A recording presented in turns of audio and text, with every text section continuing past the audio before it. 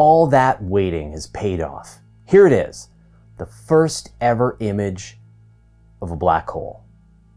This incredible photograph is the result of a planet-wide effort by radio astronomers and their telescopes, petabytes of data, and an incomprehensible amount of computing power. The supermassive black hole at the center of the distant galaxy Messier 87, an object as big as the solar system, which absorbs all the light and matter that falls into it. An object with 6 billion times the mass of the sun, and you're looking at a photograph of it. Today's a very good day for astronomy. If I go back through the comments here on YouTube, I can probably find dozens of questions asking me when we're going to see the first photograph from the Event Horizon Telescope. And I kept saying spring 2019.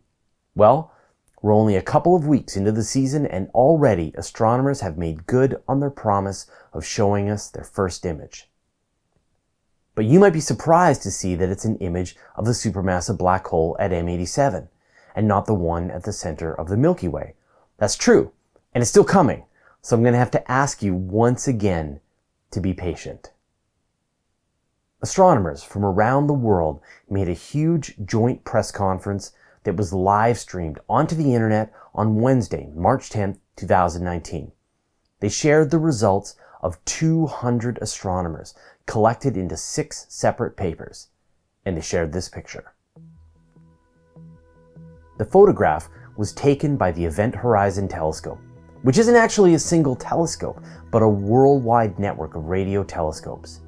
There's one in Greenland, several in North and Central America, a few in Europe, one in South America, Hawaii, and last but not least, a facility at the South Pole. For 1 week, in April 2017, this entire network of telescopes pointed their collective antennae at the supermassive black hole at the heart of the galaxy M87 and recorded petabytes of data. They recorded radio waves at the wavelength of 1.3 millimeters, precisely synchronizing their observations using atomic clocks. By all recording at the same time, the separate telescopes were able to act like a single telescope the size of planet Earth. Although M87's black hole is enormous by black hole standards, containing 6 billion times the mass of the sun and stretching across a volume larger than the solar system, it's relatively tiny in the sky because it's so far away, about 54 million light years away. Just for comparison, the hilariously less massive but still super 4.1 million solar massive black hole in the Milky Way is only 26,000 light years away. M87 is 2,700 times farther away.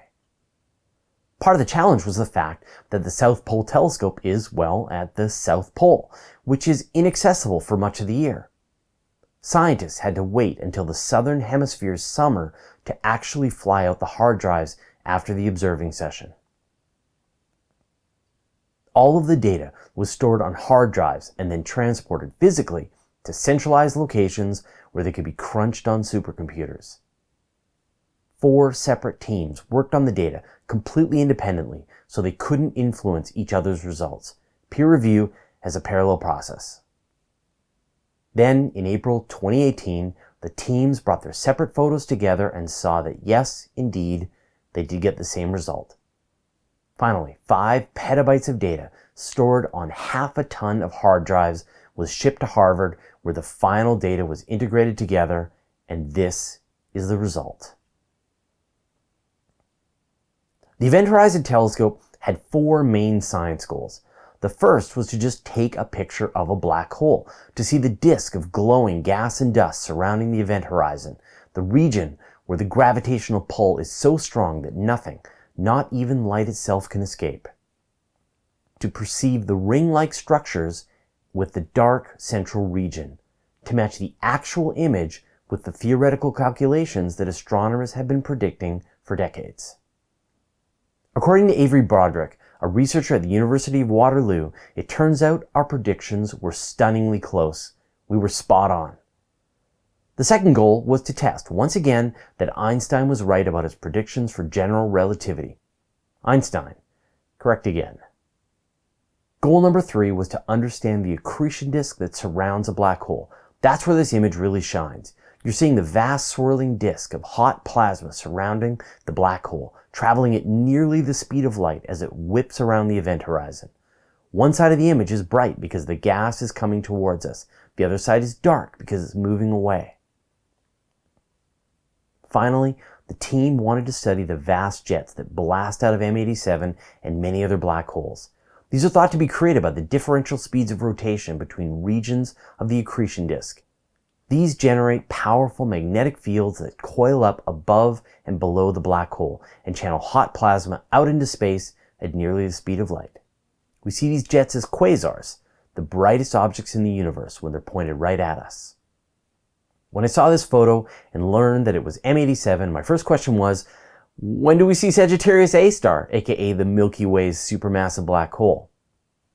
I talked to Dr. Ian O'Neill, who worked on the story for the University of Waterloo, interviewing Avery Broderick as one of the researchers on the project. It turns out the Event Horizon Telescope has a harder time with dust scattering from the Milky Way, obscuring our view to the heart of the galaxy. It was a relatively clear view to M87, so the team decided to release that image first. But I've also heard that they started with M87 because it's more than 1,000 times more massive than Sagittarius A star.